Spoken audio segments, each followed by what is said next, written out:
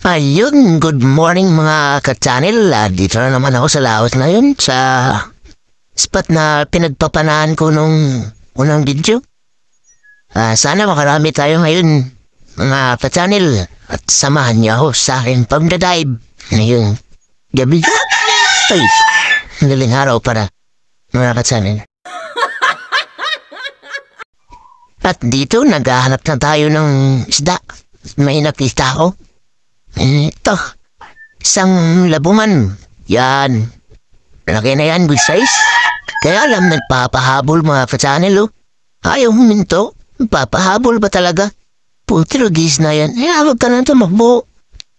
Malapit na akong maubusan ng hininga. Naku.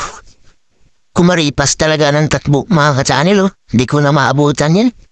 Muntik na akong maubusan ng hininga yan mga ka-channel. Kaya iniwan ko na lang. Ito, naghahanap ako ulit ng isda. May nakita ko. Isang jijing. Yun. Tuhog kang jijing ka. Tuhog mga ka-channel. Kirig-kirig.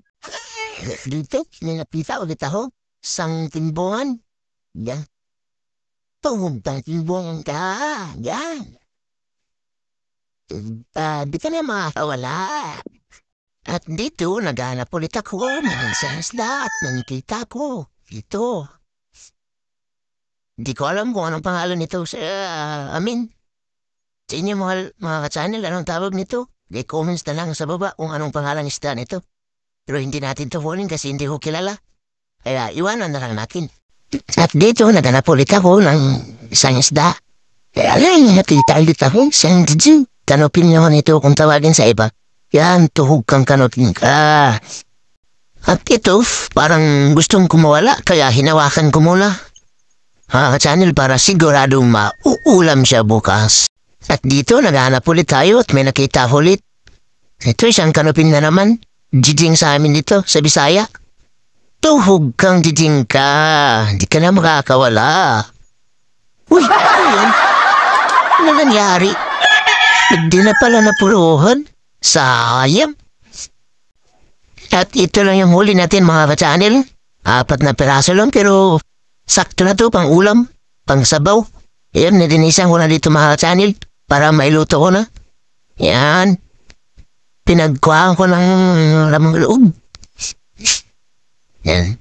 Nililinisan ko talaga ng maigi yan mga ka-channel para masarap ang pagkain na walang mga kaliskis at saka wala yung bituka niya. Yan, yun. Sabawin ko to mga ka-channel at saka tanglad. Ayos na to. Mabubusog na naman ako nito. Hindi lang ako. Pati pa, kasawa ko. Ito. At ito na, nilagay ko na sa kasirola. Yan, nilagyan ko ng tanglad. Saka ilagay sa salangan, sa sulin. Yan. At lutuin, takpan para kumulo.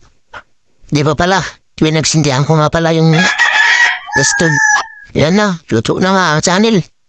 Sarap nito. Wow yan. Kainan nito. Wow, sabaw.